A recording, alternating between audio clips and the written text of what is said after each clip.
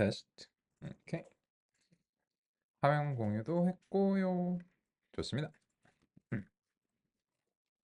그럼 또 오후 시간 이어서 잘 배워보겠습니다. 우리는 본격적으로 지도학습 알고리즘을 이제 논의하려고 시작을 했고요. 그중에서 이제 가장 간단한 형태라고 할 수 있는 KNN 구현해서 살펴보려고 하고 있습니다.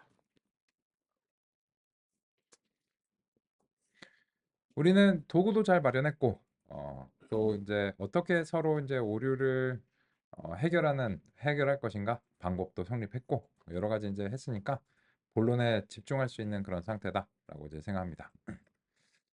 그러면 이제 우리 어디쯤 있고 어디로 갈 것인가에 대해서 그 목차를 보면서 소위 말해서 이제 빅픽처를 좀 잡아보겠습니다.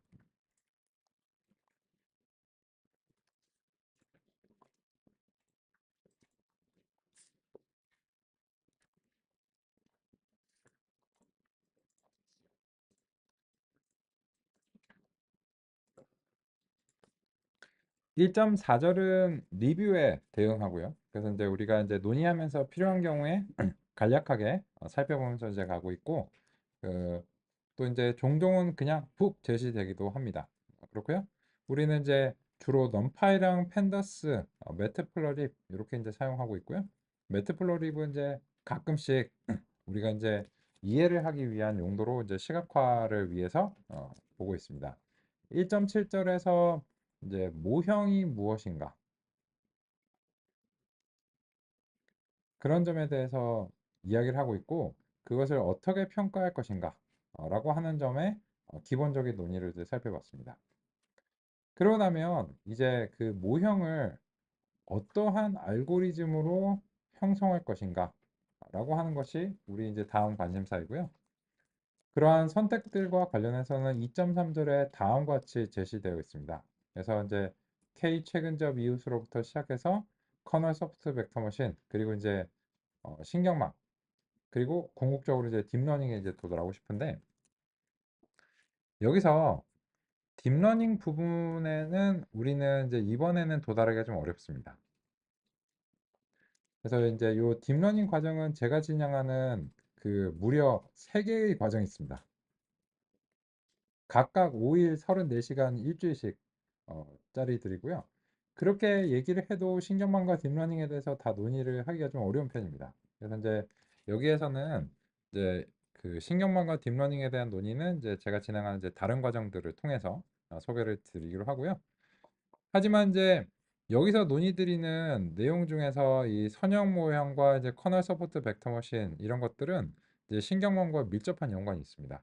그래서 이제 이런 것들을 납득하시면 이제 신경망에 대해서 한 3분의 1쯤 납득하실 수 있다. 이렇게 이제 생각하시면 되고 그 이후로부터 이제 논의가 쌓여 올라간다. 이렇게 생각하시면 되겠습니다. 그래서 우리는 이렇게 이제 보는데 알고리즘이 뭐 생각보다 얼마 안 되네. 그렇습니다. 실제로 사용되는 알고리즘들이 그렇게 많지가 않습니다. 그래서 한 서너 개 정도의 알고리즘 패밀리에서 선택을 하셔가지고 그 문제를 해결하실 가능성이 높다라고 하는 점이고요. 그래서 우리는 이제 이 교재에서 제시하는 내용들을 잘 살펴보기 위해서 노력을 하고요. 그 과정에서 3장, 4장, 5장은 이제 2장의 내용과 조합이 돼서 특정한 이제 맥락에서 사용이 돼야 됩니다. 무슨 말이냐면 2장을 쭉 살펴보고 나서 3장을 쭉 살펴보고 4장을 쭉 살펴보고 5장을 쭉 살펴보는 이런 방식은 이건 이제 책이니까 어쩔 수 없이 그렇게 되어 있는데 실제로는 그렇게 논의하기는 좀 어렵고 여기에 이제 특정한 데이터 전처리와 스케일 조정은 무엇을 위해서 왜 사용이 되어야 하는가라고 하는 맥락이 대단히 중요합니다.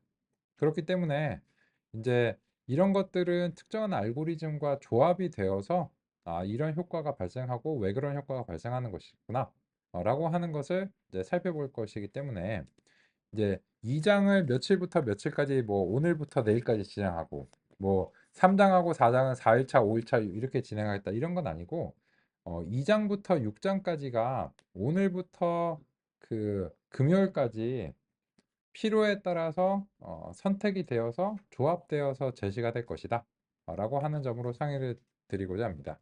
그래서 실제로 작업하실 때도 그렇게 이제 하시게 될 거고요. 그래서 K 최근접 이웃을 논의할 때도 마찬가지다라고 하는 점입니다.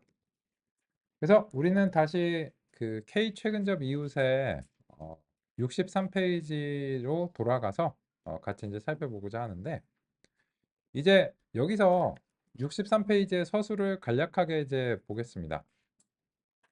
훈련 데이터셋을 그냥 저장하는 게 모델을 만드는 과정의 전부고, 새로운 데이터 포인트에 대해서 예측할 때는 최근접 이웃을 찾는다, 이렇게 서술이 되어 있는데, 요거를 이제 읽는다고 해서 이해가 된다고 생각하진 않아요.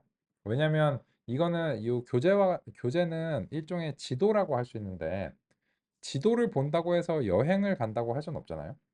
여행을 가서 지도가 유용하긴 하고, 여행을 갔다 와서 기억을 떠올리는데 지도가 유용하긴 한데, 지도가 여행을 대체해 줄 수는 없습니다. 그러면 이제 우리의 여행은 무엇인가 하면은, 그 기계학습 알고리즘을 직접 가급적이면 만들어 보고 그거의 효과를 확인해 보는 이런 과정들이 우리의 이제 여정이다 생각합니다. 그래서 먼저는 이웃과 가까운 이웃을 구하기 위해서는 가깝다라고 하는 것을 정의를 해야 됩니다. 그렇기 때문에 그 벡터들 간의 정의를 다음과 같이 이제 간단하게 정의를 했고요. 그러면 이제 여기에 대해서 우리는 모든 이웃들과의 거리를 한번 구해 보도록 하겠습니다. 그거는 이렇게 하시면 됩니다. 요xi를 그 Alt 키 누르시고 이제 한 칸 아래로 내린 다음에 얘를 이제 포문으로 바꿔 보겠습니다. 이런 식으로 포문으로 바꾸고, 그러면 이제 J는 그대로 있는데 나머지를 이제 탭 키를 통해서 다음과 같이 밀어 주시면 됩니다.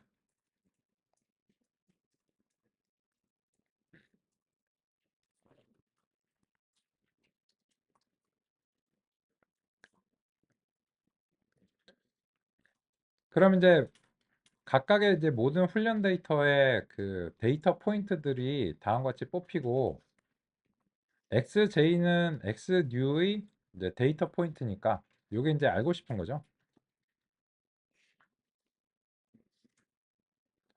그러면 이제 이 포문은 다음과 같이 동작한다고 할 수 있습니다.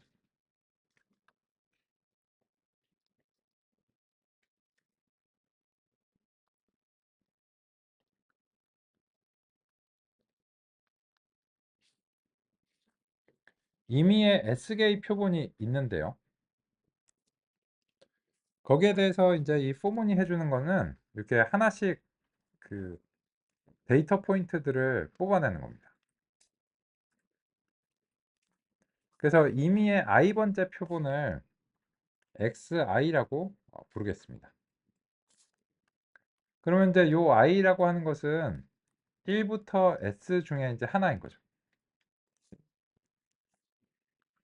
그리고 각각의 이제 벡터는 고정된 길이의 다음 같은 이제 임의의 n개짜리고요.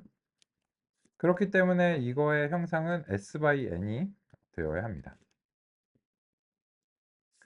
그래서 이제 이 포문이 하나하나 일일이 이제 xi를 끄집어 내줘 가지고 xj라고 하는 것과 벡터 거리 산초를 이제 수행을 하죠. 그래서 이제 다음과 같이 나왔습니다. 그리고 이제 아까 수정을 그 요 논의의 순서상 벡터 거리 산출하는 함수가 이때 작성이 됐는데, 이거는 그 매번 반복적으로 정의될 필요가 없잖아요. 그래서 이제 요거는 Alt 키랑 화살표 키를 통해서 밖으로 이렇게 그 정의니까 끄집어 내줘도 좋을 것 같습니다. 뭐 지금 이제 두셔도 상관없지만요. 이거를 정의이기 때문에 반복적으로 포문 내에서 이제 호출할 필요는 없는 거죠. 결과는 이제 동일하지만요.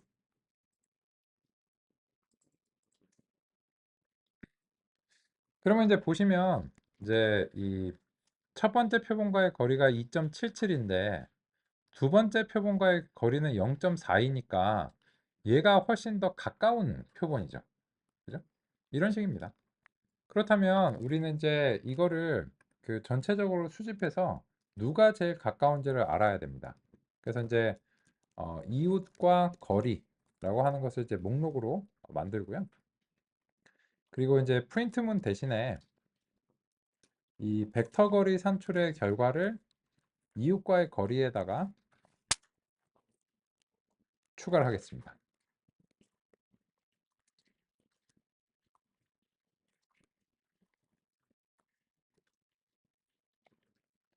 그러면 이제 수집이 되면서 이웃과의 거리가 다음과 같이 나오고요. 그리고 이제 이웃과의 거리 뭐 처음 5개 정도 이렇게 이제 뽑아서 이제 보겠습니다.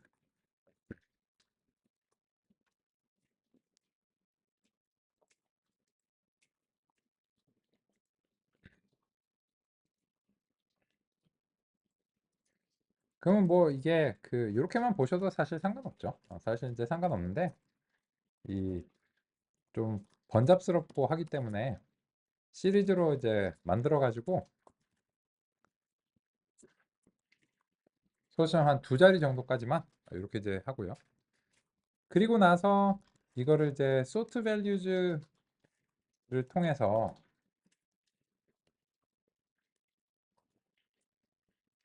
내림차순으로 이제 정렬을 좀 해보겠습니다.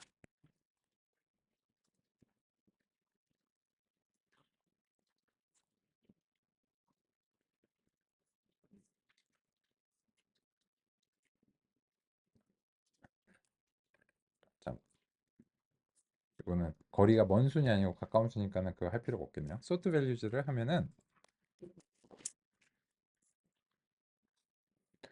이게 오름차순으로 정리가 됩니다.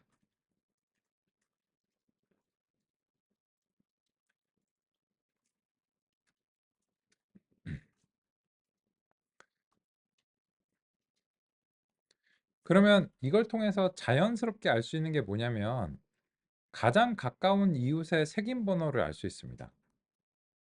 55번이었던 거예요. 제일 가까운 이웃이.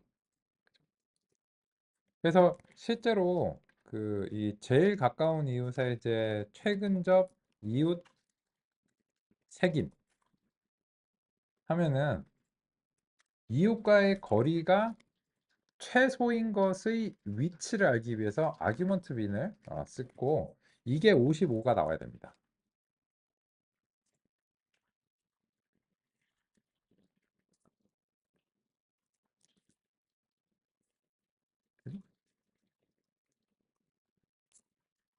이 시리즈의 출력이 나오도록 순서를 좀 바꿔보겠습니다.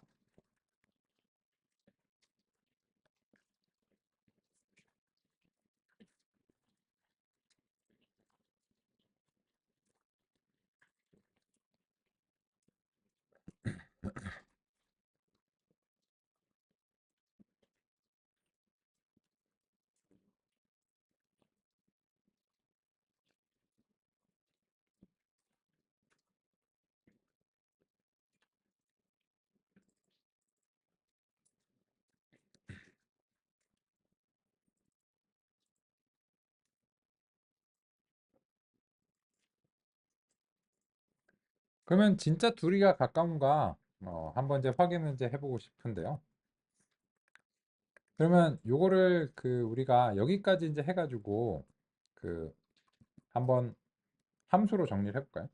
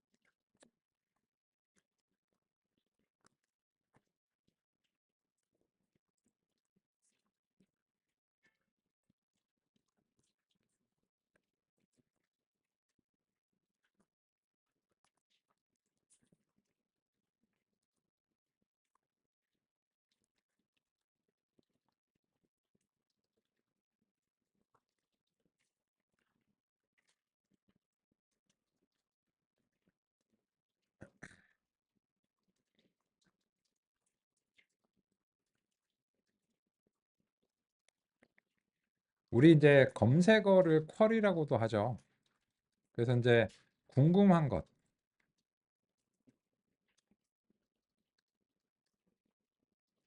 질의 이런 것들을 이제 영어로 이제 쿼리라고 이제 부르니까 요 훈련 데이터에 대해서 주어졌을 때 이제 우리가 궁금한 벡터를 이제 물어보는 겁니다. 그러면 최근접 이웃은 누구? 커피 마셔서 목이 약간 잠겼네요.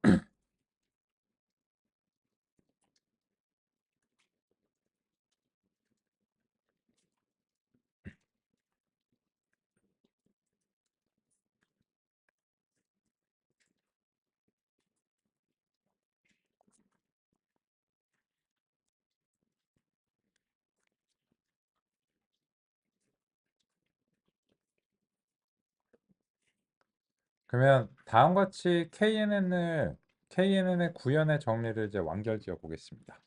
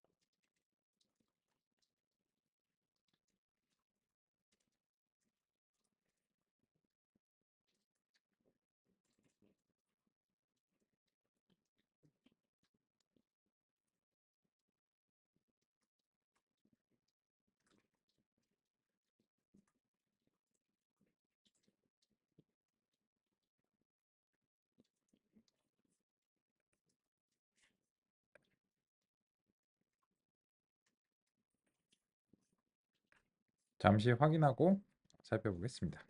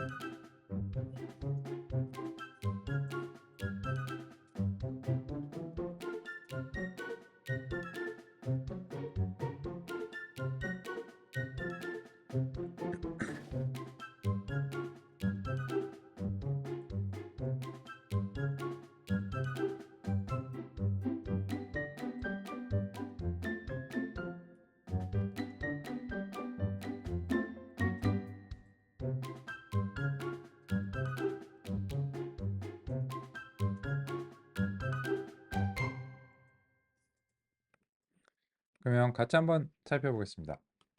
보시면 우리가 궁금한 쿼리는 xNew의 첫 번째, 뭐 어차피 이제 하나밖에 없잖아요. 값이고, 그래서 이제 5.0, 2.9, 1.0, 0.2 라고 하는 것인데요. 여기에 대해서 이제 그 훈련 데이터와 이웃과의 거리를 다 산출해서 그 중에서 이제 가장 가까운 이웃의 이제 위치를 이제 알아낸 겁니다. 거리와 위치를 이제 다 알아냈고, 그 결과 이제 55번이 그 가장 가까운 이웃이라고 하는데, XNN을 보니까는 5.0, 5.0이니까 오 이거는 이제 그냥 겹치겠죠. 3.2, 2.9는 조금 차이가 나고 1.2, 1.0은 0.2만큼 차이가 나고 0.2, 0.2는 그 똑같죠. 그래서 이제 굉장히 가까운 편이다 라고 하는 것을 알 수 있고요. 그래서 실제로 거리 자체가 이제 0.36으로 이제 가깝고요. 그러면은 이제 이거죠. 우리가 알고 싶은 것은 이것의 그 레이블을 알고 싶어요. 근데 이제 최근접 이웃에 따르면 얘를 알고 싶으면 얘한테서 가장 가까운 애의 레이블이 얘의 레이블이 될 것이다. 이런 방식이니까 그래서 트레인 타겟에서 최근접 이웃의 색인의 레이블을 획득을 하면 그것이 이제 예측이다. 뭔 소리지? 파이프 소리인가요? 이게 바로 KNN입니다. 그러면 지금 방금 이렇게 구현하신 게 뭐냐면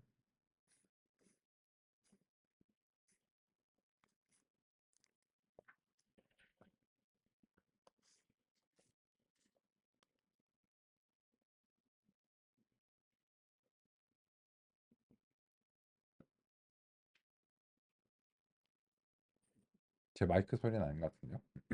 다시 자주 나오면은 말씀드려야 될 것 같습니다. 여기서 이제 모델 핏하고 트레인 데이터랑 트레인 타겟을 한다는데 이제 교재랑 좀 맞춰보겠습니다. 63페이지인데요.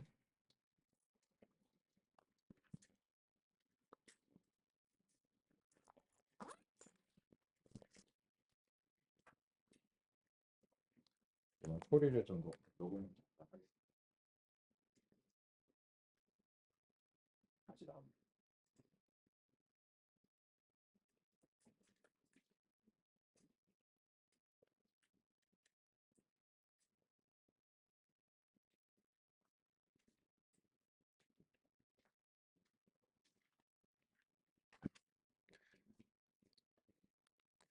보겠습니다.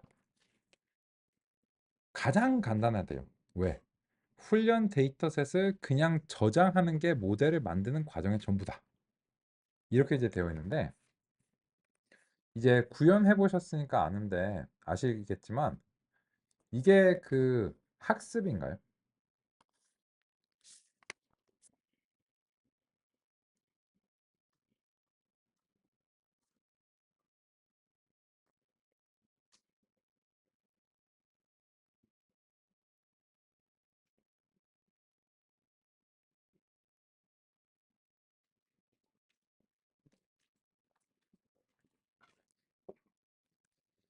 그냥 훈련 데이터를 기억해 뒀다가 새로운 것이 이제 궁금한 게 있으면 오 잠깐만 기다려봐. 내가 요거랑 다 대조를 일일이 해가지고 알려줄게. 이런 거죠. 그러면 이게 이제 뭐냐면 수능 시험장에 가서 이렇게 하는 것과 비슷합니다. 자기가 20년에 가까운 세월 동안 봤던 문제집과 교과서를 다 들고 가는 거예요. 다 들고 가가지고는 이제 새로운 문제가 나와요. 그러면 찾아봐야겠다. 그래서 제일 유사한 문제를 찾는 거예요. 자기가 이때까지 봤던 문제를. 그래갖고 아 이거 비슷하다 비슷해 하고 그걸로 찍는 겁니다. 이게 KNN의 방식이에요. 이게 소위 말해서 지능적이고 학습인가에 대해서는 약간 애매모호하죠. 그죠? 근데 결과적으로 이게 그 좋은 성능을 낸다면 뭐 이게 뭐 엄격하게 학습인가에 대해서는 굳이 따질 필요 없다는 거죠. 학습이라는 것 자체가 엄격하게 정의가 된 용어가 아니거든요. 근데 우리가 그렇게 동작 안 하는 거 확실해요. 왜냐면 그 어제 논의드렸던 내용 기억나시죠? 오전에 했던 논의 기억나시죠? 그죠? 근데 제가 했던 말들 토시 하나 빼먹자고 다 기억하시나요? 그건 저도 못합니다. 저는 제가 말했는데도 기억이 안 나요. 아, 저기 다시 보기 봐야 아마 이런 얘기 정확하게 이렇게 했었구나. 제가 뭐 대본 읽는 게 아니기 때문에. 그잖아요?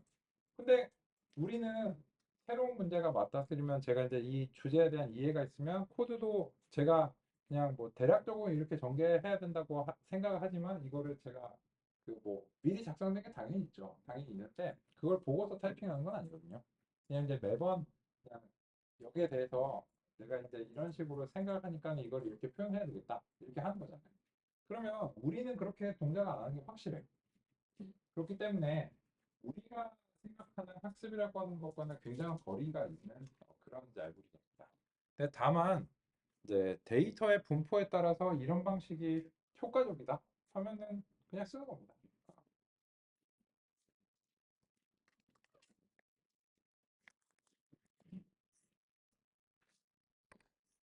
그래서 이제 다음 보시면 새로운 데이터 포인트에 대해서 예측할 때는 훈련 데이터에서 가장 가까운 데이터 포인트 이제 우리가 이제 XNN이라고 이제 nearest neighbor 최근접 이웃 이렇게 이제 표기를 했고 즉 최근접 이웃을 찾는다. 그리고 어, 이 훈련 데이터 포인트의 출력이 예측이 된다. 이렇게 이제 됐는데 그러면 이제 이 아래쪽에서 그림을 같이 이제 보겠습니다. 여기서는 이제 mgrun이라고 하는 것을 사용했는데 이거는 그 우리한테 별로 쓸모가 없습니다. 그냥 요 그림을 그리기 위해서 저자가 사용한 건데 이걸 가지고서 뭘 해볼 게 아니기 때문에 그냥 뭐 그림을 자기가 그리면 되지 뭐 굳이 어떻게 그렸는가를 제시할 필요는 없는 것 같아요. 이거를 이제 따라칠 수 있는 코드가 아니라면. 근데 보시면 요 별표들이 새로운 데이터 포인트들이에요. 쿼리들이에요. 그죠? 그런데 여기에서 이제 가장 가까운 이웃을 찾으니까 동그라미라서 동그라미의 색상인 보라색 계열이 되고 세모가 되니까는 세모 색상의 주황색 계열이 되고 뭐 이런 식으로 예측을 했다라고 하는 사실을 알 수 있습니다. 그러면 우리도 이제 원리를 알았는데 그럼 여기에 대해서 그 최근접 이웃이 누구인가를 이제 KNN이 알려주진 않거든요. 그런데 이제 55번이라는 건 알았으니까 그 55번이 아마도 얘일 겁니다. 그, 한, 요 정도 이제 될 거고요. 그래서 이제, 이런 식으로 이제 수행이 됐는데, 그러면 이제 조금 흥미롭게 해보겠습니다. 원리는 알았으니까. 약간 논란의 소지가 될 만한 지점이 어딜까요? 한 요 정도겠죠. 그죠? 왜냐면 여기는 지금 초록색이 되어야 하는가 아니면은 빨간색이 돼야 되는가가 조금 애매해요. 그죠? 그런데 그걸 하기 전에 한 가지 중요한 점이 있습니다. 지금 현재 이제 표현된 거는 전체 데이터가 다 표현이 됐는데 이게 훈련 데이터들과의 거리만을 구할 수 있어요. 시험 데이터는 훈련 시점에서 경험 못했기 때문에 그래서 이 현재 그림에서 테스트 데이터가 무엇인지를 한번 이제 표시를 해보겠습니다. 그래야지 이게 제대로 이제 할 수 있거든요. 그래서 이제 여기서 테스트 데이터를 좀 표시를 하겠습니다. 테스트 데이터의 숫자가 이제 적기 때문에 이 테스트 데이터는 그 실제로 계산해서 사용이 안 된다라고 하는 입장에서 하고요. 여기서 이제 컬러 같은 경우에는 그냥 한 가지 이제 단일한 색상으로 하면 될 것 같습니다. 뭘로 할까? 빨 퍼플? 그리고 마커는 이제 더하기 기록으로 하고 요거는 S는 굳이 이제 일단 지정 안 하고 이제 해보겠습니다. 크기가 이제 동일하도록 해야 되니까. 빨간색에서 조금 잘 안 보이긴 하는데 그럼 이제 검은색으로 할까요? 이런 식으로 이제 한번 해보겠습니다.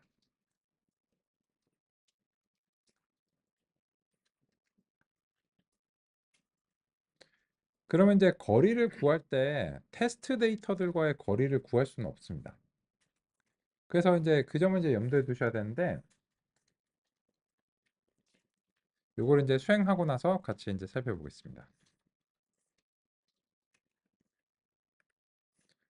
또 그 캡처 하나 주셨는데 같이 또 보겠습니다.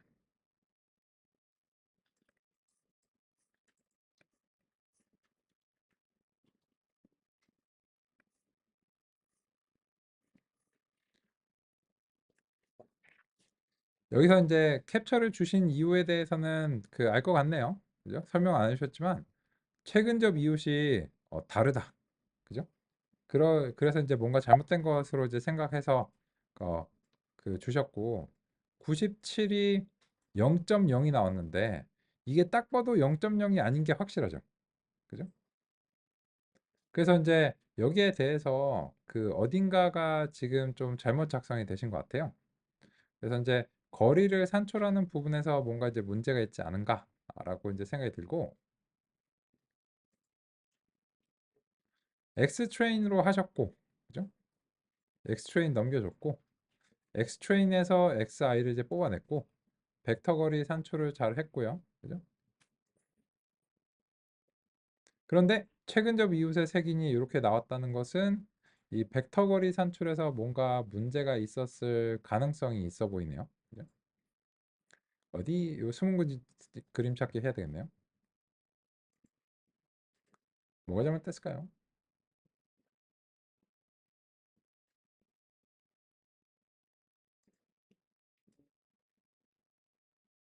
여기가 잘못됐네요.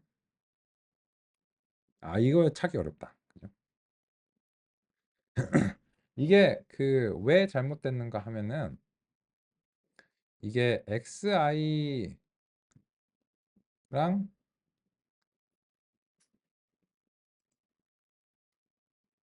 XJ의 각 텀의 제곱을 하고 나서 그거의 합계를 구해야 됩니다. 그런데 여기서는 합계를 구하고 나서 제곱을 하신 거예요. 그죠? 요게 좀 그 숨은 그림 찾기였네요. 잘 안 보이고. 그래서 이제 그 거리가 잘못 산출이 됐고 그런 이유로 인해서 이제 여기 보시면 이게 미묘하죠. 그죠? 여기에서 첫 번째로는 이제 그 차이를 구한 다음에 제곱을 먼저 하셔야 되고 1단계. 지금처럼 잘 안 보이시는 거 있으면 알려주세요. 잘하셨고 2단계 거기에 대해서 합계를 구해야 되고 마지막 3단계 여기서 이제 제곱분이 들어가줘야 됩니다. 괄호가 그 쌍이 하나 이제 덜 들어갔어요. 그래서 이제 그 거리가 잘못 산출된 거고 그래서 이제 여기 보시면 이 부분이죠. 이 부분이 xi 빼기 xj의 각각의 원소별 빼기를 한 다음에 먼저 제곱을 수행을 해 주셔야 됩니다. 그리고 나서 거기에 대해서 합계를 구하기 위해서 이 전체에 대해서 이제 썸이 들어가 줘야 돼요. 근데 지금은 이제 그 순서가 이제 잘못됐기 때문에 이 거리 산출 자체에 문제가 생긴 것으로 보입니다. 이것도 이제 한 장 봤어야 되네요. 잘 안 보이시니까 이제 주셨다고 생각하고 같이 살펴봤습니다. 잘하셨고요. 네, 주신 거 잘하셨고요. 그리고 역시나 이제 만약에 그 제가 요 결과를 이제 재현해 보기 위해서 요거 이제 이렇게 이제 없앴어요. 그죠? 없애고 그리고 나서 요거를 챗GPT가 찾을 수 있는지 한번 요 정의를 복사 붙여넣기 하고 줘보겠습니다.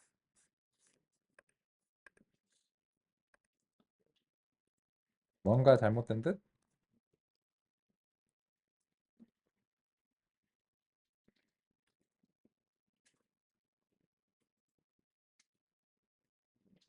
잘 찾았네요. 그죠? 여기서 이제 요런 거 그 눈으로 이렇게 막 일일이 찾으려면 힘드시잖아요. 근데 요런 거 잘 찾아요, 얘가. 그래서 그 문제는 거리를 계산하는 식이 잘못되었습니다. 제곱 연산자가 위치한 곳이 잘못되었는데 요거를 이제 안쪽으로 집어넣어 줘야 된다. 그래서 이제 올바른 코드 자체도 이제 제시가 됐고 그래서 이제 요 코드를 이제 복사하셔 가지고 이 벡터 거리 산출로 이렇게 이제 대체를 하면 이 정도는 찾아줘야 돼요. 이 정도 이제 요새는 이제 찾아주는 것을 이제 기대하고, 그리고 나서 이제 다시 해보시면 제가 보기엔 다른 데 문제가 없어 보이거든요. 그래서 이제 거리 산출 자체가 돼서 이거는 무작위성이 없습니다. 무작위성이 없기 때문에 그 완벽하게 동일한 결과를 이제 얻으셔야 되겠죠. 다음과 같습니다. 잘 주셨고요.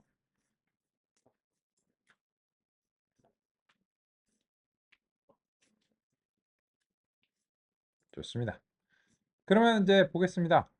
우리 아까 이제 테스트 데이터를 이제 했는데 여기서 우리 계획에서 조금 문제가 있을 수 있는 부분이 이겁니다. 예를 들어서 우리가 그 요 지점에 새로운 데이터 포인트를 위치하면 이게 그 테스터 데이터를 포함하지 않았다면 이게 초록색과 가까운 것일 것이다 이렇게 생각을 했을 거예요. 눈으로 보고 있는데. 근데 얘랑 계산이 안 되거든요. 그래서 여기다 집어넣으면 얘는 이제 빨간색이 될 겁니다. 그죠?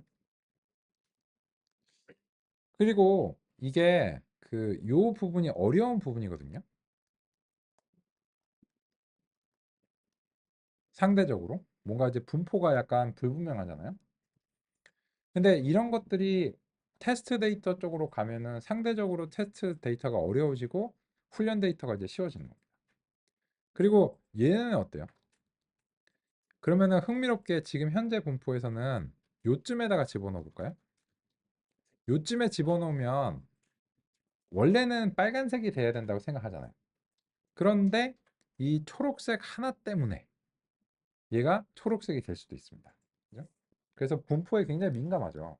이상치에 민감하다고 이제 할 수 있는데, 그래서 이제 흥미롭게 이제 하기 위해서 요 그 해당 지점이 이제 어느쯤인가 이제 보겠습니다. 5 5.0 한 4.2 정도 이렇게 집어넣어 볼까요? 그러면 좋은 소식은 이 x 뉴에 대해서 그 5.0 하고 뭐 4.2 이런 식으로 이제 집어넣으면 된다는 겁니다. 근데 문제는 뭐냐면 저 그림에서는 지금 요 두 개밖에 사용을 안 하는데 요 나머지 값들과 관련해서는 이게 그 우리가 얼마가 돼야 될지 좀 짐작하기가 어려워요. 그죠? 그래서 이거는 그냥 이 x 뉴 자체를 조금 수정하겠습니다. x 뉴를 그냥 두 개의 값만으로 구성되도록 좀 수정해 볼게요. 그래서 이제 5.0, 1.0 그리고 5.0, 4.2 이런 식으로 수정하겠습니다. 그러면 아이리스 피처 네임즈도 이게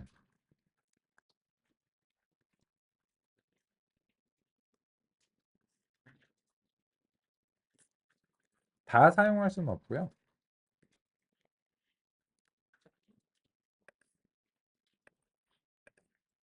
이거 이제 고르기가 좀 까다로우니까 요 X1하고 X3으로 이렇게 이제 바꿔가지고 이렇게 이제 하겠습니다.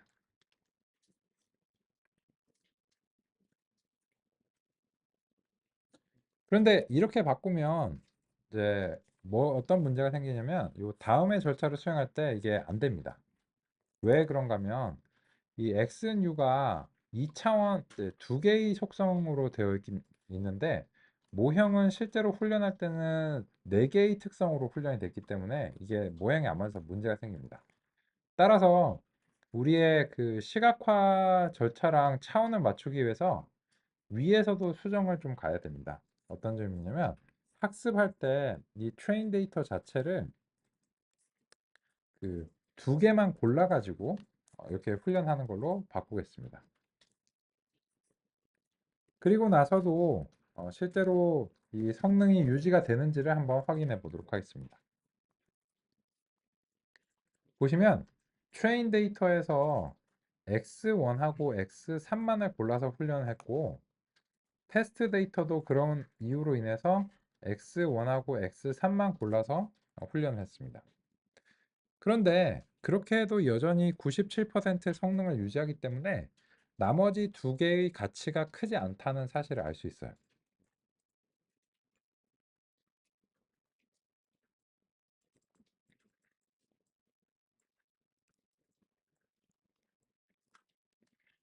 그래서 요 아래쪽으로 내려와서 다시 이제 예측을 수행해 보면 이제 정상적으로 동작을 하는 것을 확인할 수 있습니다.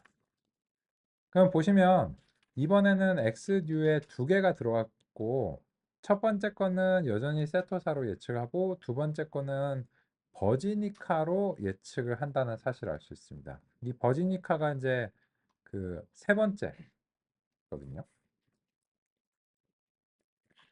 그러면 이제 여기에 대해서 그 새로운 데이터 포인트를 우리가 이제 다음과 같이 이제 수행을 했고 여기서 이제 시각화를 해줄 때도 조금 유의하셔야 될 점이 있어요. 요거는 이제 그냥 바로 거의 되겠네요. 다만 X는 U가 두 개로 줄었기 때문에 그 요거 하나만 수정해 주시면 되겠습니다.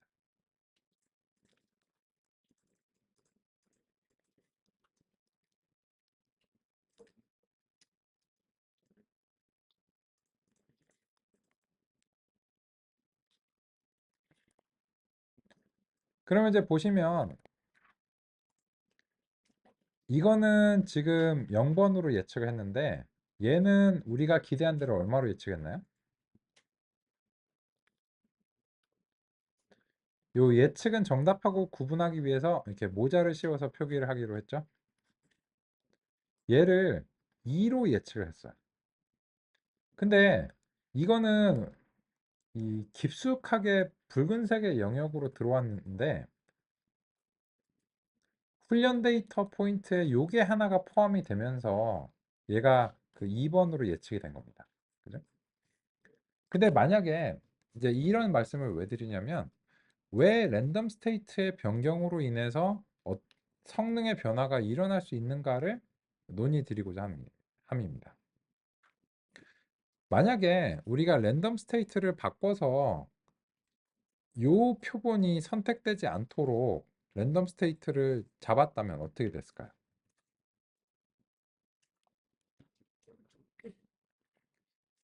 그 부분을 위해서 우리가 그 랜덤 스테이트를 좀 변경해서 살펴볼 건데 근데 너무 위쪽에 있으니까 해당 코드를 좀 아래쪽으로 가까이 좀 가져오겠습니다.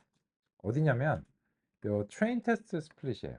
트레인 테스트 스플릿이고 이거를 그 코드를 셀을 이제 복사를 해서 근처로 좀 가져오겠습니다.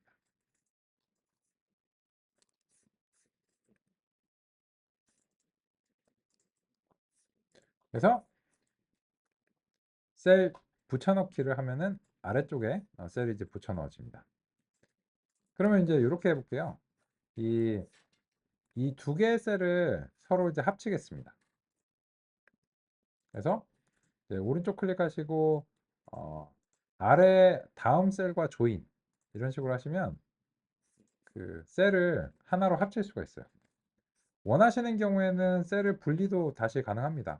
여기 이제 셀 분할이 이제 있고요. 그래서 이렇게 하면 다시 분리도 가능하고 임의의 시점에서 합치고 분리도 이제 가능합니다.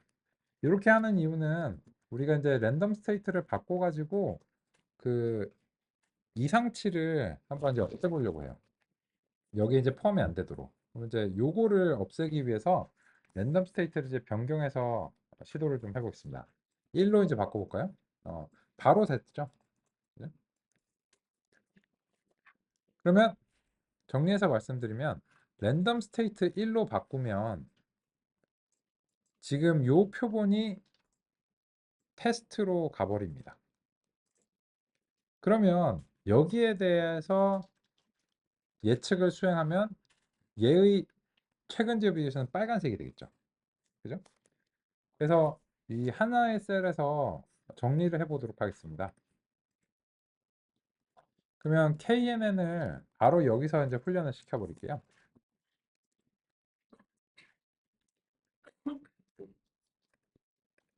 그죠?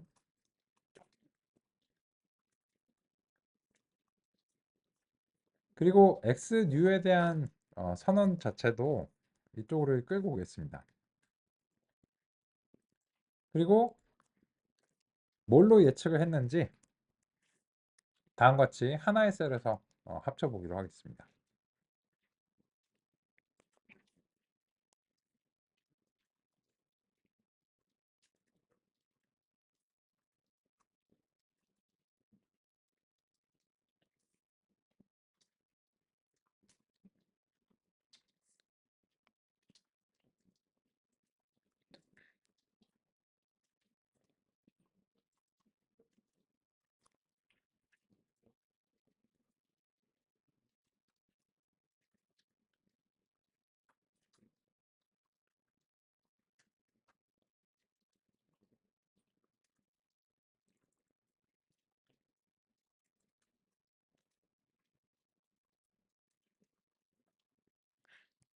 그리고 이제 시각화를 위해서 그 유형별 색상을 이제 할당하는 부분을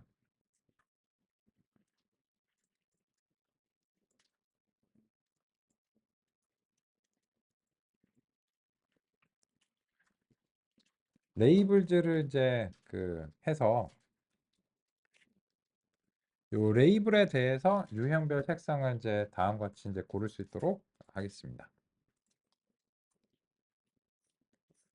그러면 이제 요 컬러에서 유형별 색상으로 바꾸고요.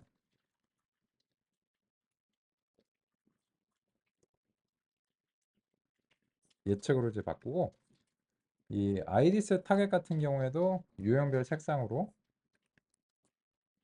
이렇게 이제 바꿔가지고 일관성 있게 하도록 하겠습니다.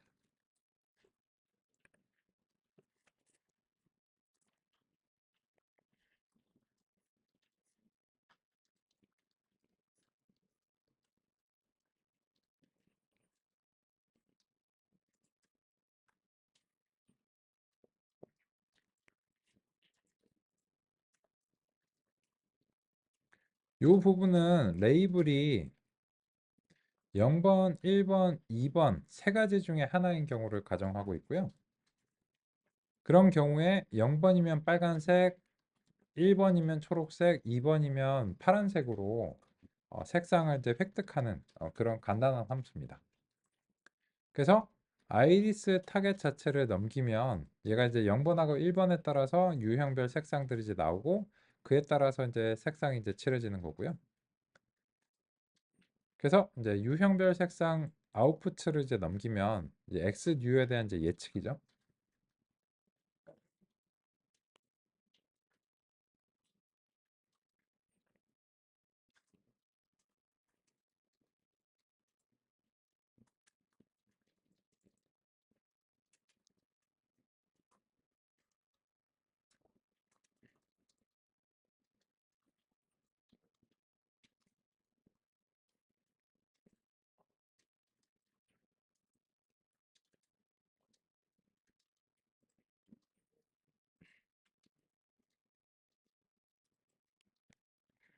그러면 결과를 한번 보겠습니다.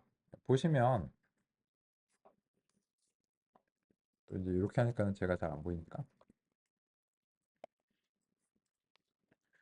지금 빨간색의 경우에는 우리가 뭐 거의 모호한 점이 없습니다.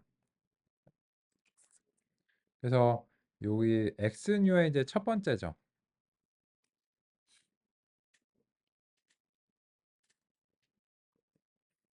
얘는 그냥 어디를 쳐다봐도 깊숙이 빨간색 영역에 있다 보니까는 최근접 이웃이 빨간색일 수밖에 없잖아요. 그런데 얘 같은 경우에는 지금 요 이상치 근처에 우리가 일부러 갖다 뒀어요. 그런데 이번에 이제 랜덤 스테이트를 특정하게 설정해서 이 이상치가 훈련 데이터에 포함이 안 되도록 했기 때문에 얘는 시각적으로는 얘에 가깝지만 실제로 연산을 할 때는 얘가 최근접 이웃이 되는 거고 그래서 이제 초록색으로 됩니다. 그런데 이렇게 하면 하나 한두 개의 티끌 같은 이상치 때문에 결과가 휘딱휘딱 뒤집히는 문제가 있어 보이죠. 그래서 이런 문제를 조금 더 안정하기 위해서 새로운 기법이 필요합니다. 쉬는 시간 이후에 살펴보겠습니다.